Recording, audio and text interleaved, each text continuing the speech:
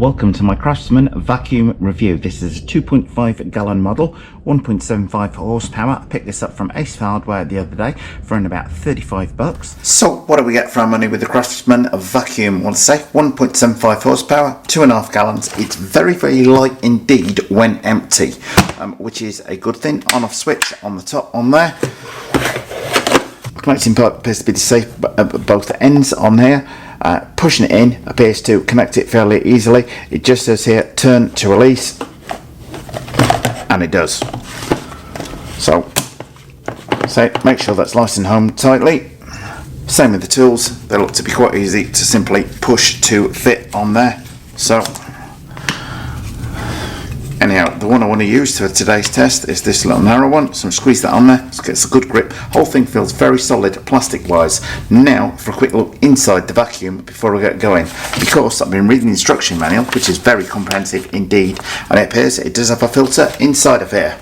Now at this point, having fixed the tube in place, I would say, well, you can push it in the front here to vacuum, turning it round on the back here.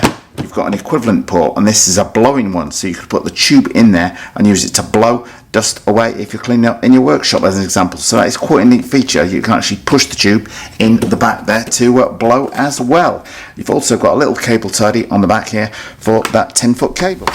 Anyway, to take the top off when it's full, you can just squeeze these latches at the side, and there's your bucket that's going to have your dust in it. For turning this over, we've got this filter. Now Craftsman have very helpfully put a label on the top here detailing what filter bags you need to replace it with, and they state if these are torn or damaged, then you replace it. But I guess for the main you can just leave it on there. Now they do mention cleaning it out. In order to clean it out, there's a rubber band on here. You pull this away from you and lift the bag up. There are several little plastic notches inside which you will need to get the bag around. Hopefully that makes sense on there, so don't feel tempted to pull it and tear it. You need to get your fingers or like a little, there we are, just lifting that back over the, so you want to get that band over the top of these pieces of plastic in here, lift that up and then pull your bag off to shake it out and clean it. But that all looks nice and simple to do on there. Anyway, getting the lid back on, it pushes down with a nice solid click and you're ready to go. Anyway, let me get the vacuum tube in and let's see just how good this thing is. Now on the face of it, this tube may for some people appear slightly short, but I'm guessing you can get an extension bit that you can use if you want to sweep along the floor. But for my purposes, this is ideal, particularly as this is nice and lightweight. I can lift it up off the side in order to vacuum all my metal filings, because this is the main area that I want to use it for. I didn't want to use my household vacuum for getting all these kind of little metal filings up on here, and that is light enough and small enough to just put on the side out the way. It is a little bit noisy when you turn it on, obviously, but I'll give you a nice idea of the noise level. But that's probably no noisier than your house vacuum is. Anyway, let's see just how good this thing is.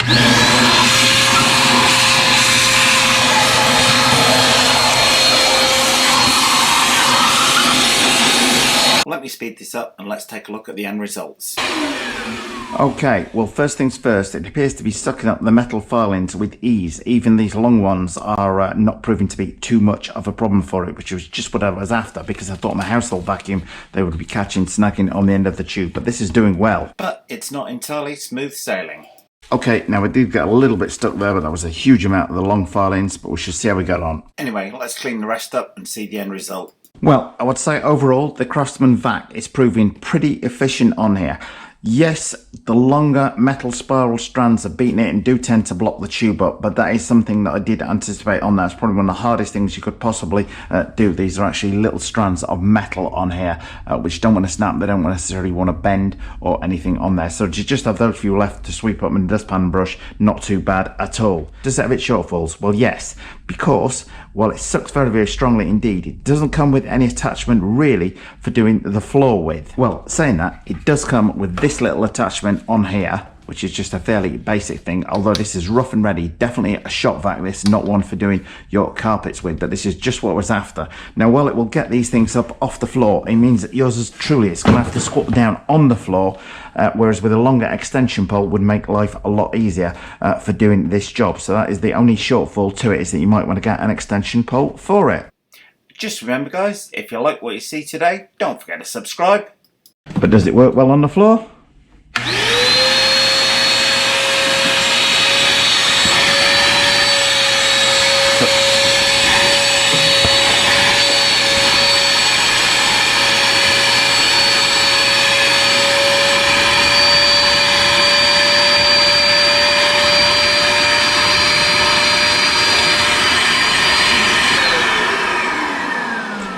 Well, I would say it certainly does work well on the floor. You can see on that carpet it's cleaner than it has done for months on there.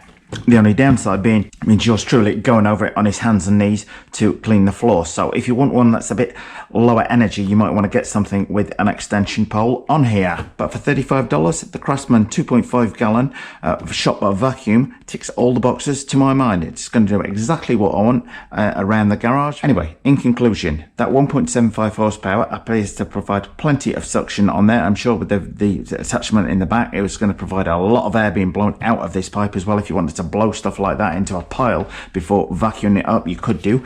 The hose is quite stiff, I will say. I know I've only just got it and not been using it for more than a couple of minutes, but it's quite stiff on there. It could do with being a little bit longer, I would say. That would be maybe one of my only other criticisms on there, and definitely a floor extension pole would come in handy, but I'm sure they're fairly cheap to obtain. This attachment, absolutely ideal. It's definitely a shop vacuum. What I didn't want was one with the little bits of fur and foam on there that would snag and catch on things like this rough metal, but for my purposes, in terms of vacuuming up all my drilling area on it, does the job absolutely perfectly, and it appears to have plenty of suction for doing the carpet if I need to. So would I recommend the Craftsman 2.5 gallon shop vacuum? Well, this one definitely gets the real life thumbs up, as it appears to work very well, and it's a bargain at around $35 from Ace Hardware. Well, thumbs up if you like this video, guys. Post any comments you might have in the comment section below the video, and hit the circle below to subscribe. And if you do hit the circle, don't forget to hit the bell.